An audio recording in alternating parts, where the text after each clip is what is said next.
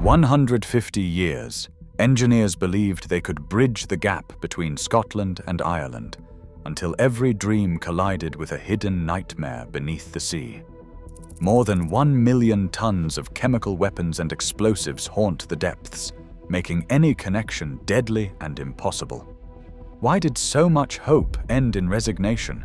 And what lurks inside the trench that stopped Europe's boldest idea forever?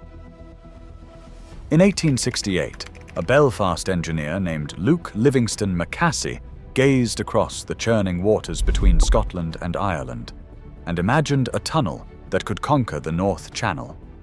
For travelers of his era, the sea crossing was a torment, waves so rough that even seasoned sailors dreaded the journey.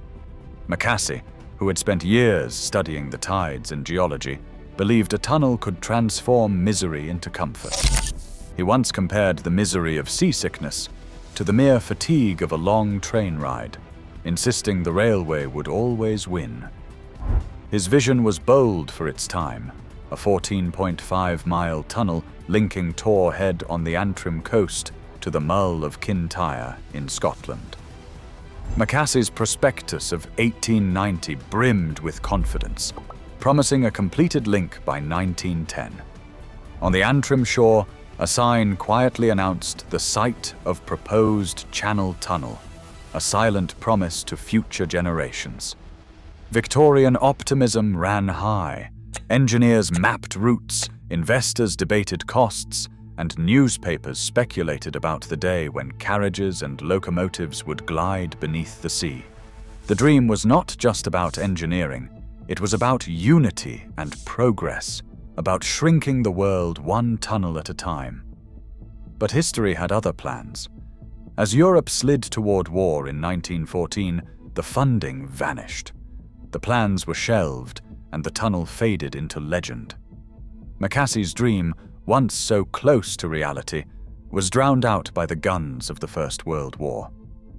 The sign on the Antrim coast grew weathered, a relic of a hope that never crossed the water. Beneath the restless surface of the North Channel lies a TR wrench so vast and so dangerous that it has become the final resting place for more than 1 million tons of weapons.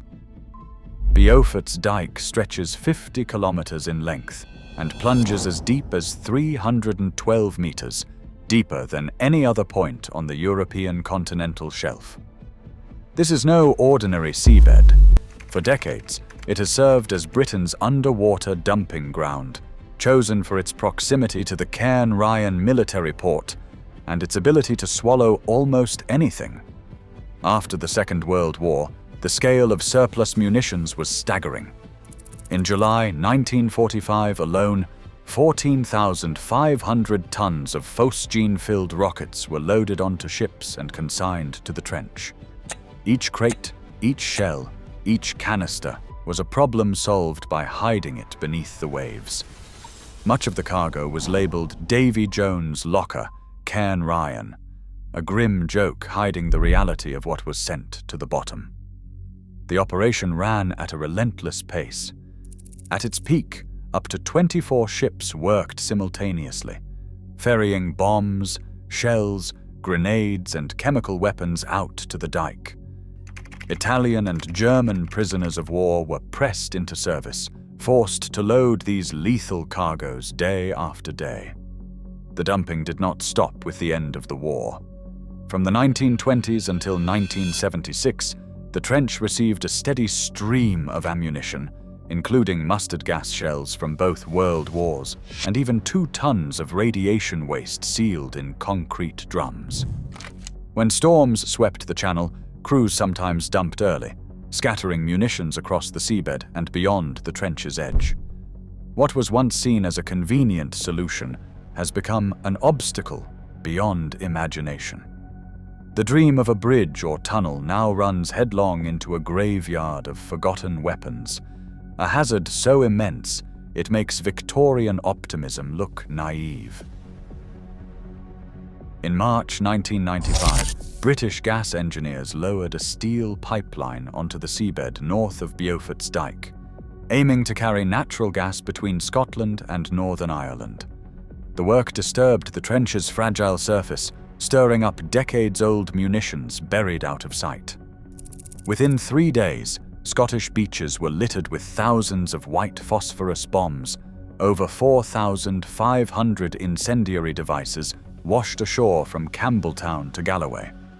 For local families, the threat was no longer abstract. 4-year-old Gordon Bailey picked up what looked like a harmless lump at Campbeltown Beach. Moments later, his hand was engulfed in flames. The phosphorus, stable underwater, ignited instantly in air, leaving him with severe burns. Coast Guard logs from that spring recorded a surge in emergency calls. Children and adults burned, bomb disposal teams racing to collect the glowing debris before anyone else could touch it. The danger didn't fade with the tide. Between 1992 and 2004, seismic monitors registered 47 underwater explosions in the North Channel, some powerful enough to mimic small earthquakes. In 1986, a blast beneath the trench measured 2.5 on the Richter scale, shaking the coast and rattling windows miles inland. Michael Fellows, an expert in explosive ordnance, described the Dyke as a place where explosions are popping off all the time, 2 or 3 times a month. For those living nearby, the presence of 1 million tons of unstable weapons was no longer a hidden legacy. It was a daily risk, hovering just below the surface. For more than a decade, officials flatly denied any radioactive waste had ever entered Beaufort's Dyke. Environmentalists who raised concerns were dismissed as alarmists, while government statements in Parliament and to the press insisted that records were incomplete and the risks exaggerated. Yet by 1997, the truth could no longer be contained. Documents released from the National Archives confirmed what campaigners had long suspected. 2 tons of concrete-encased radioactive waste, including luminous paint and laboratory debris, had been dumped into the trench during the 1950s. The admission landed like a confession after years of stonewalling, exposing a legacy that was not only explosive, but also toxic in ways no one had wanted to acknowledge. Even as the scale of the problem became public, the idea of bridging the North Channel refused to die. In 2018, Boris Johnson revived the old dream with characteristic bravado, declaring, "The problem is not Beaufort's Dyke, it's political will." His proposal for a so-called Celtic crossing reignited debate, brushing aside the dangers beneath the waves. By February 2020, the government had ordered an official feasibility study, appointing Sir Peter Hendy of Network Rail to lead the investigation. The project carried the weight of history and the shadow of past denials, drawing fresh scrutiny to the risks that had been hidden for so long. As the study began, the cost of confronting this buried arsenal, both financial and human, loomed larger than ever. Sir Peter Hendy's review delivered the final reckoning. The numbers alone were staggering. A bridge across the North Channel would demand £335 billion, more than the entire annual budget of the NHS. Even a tunnel, boring under the sea and through the heart of Beaufort's Dyke, came in at £209 billion. Engineers estimated 30 years for completion, a timeline that would span generations. The feasibility study itself cost taxpayers nearly £900,000 before a single shovel touched the ground. The physical obstacles were just as daunting. The Dyke's depth reaches 4 times that of the Channel Tunnel, plunging over 300 meters.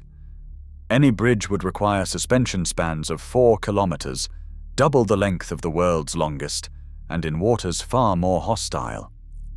Beneath the waves, the seabed is a patchwork of unexploded munitions, chemical agents, and radioactive waste, all lying in unpredictable layers. No engineer could guarantee safe passage through such a minefield. Beyond the trench, another problem waited on land. The railway gauges of Ireland and Britain do not match. Trains built for one network cannot run on the other without costly conversions or transfers. Ferries, by contrast, continue to cross the Channel every day, adapting to weather and trade, with none of the existential risks or astronomical costs. After 157 years of proposals, the verdict was unambiguous. In Hendy's words, benefits could not possibly outweigh costs, impossible to justify. The dream that began in the age of steam had finally met its immovable barrier. Today, over 1 million tons of munitions still lie hidden beneath the North Channel, untouchable and unstable. As each new infrastructure dream emerges, their threat remains unchanged. Some boundaries are set not by politics or ambition, but by the dangers we've left out of sight and out of reach.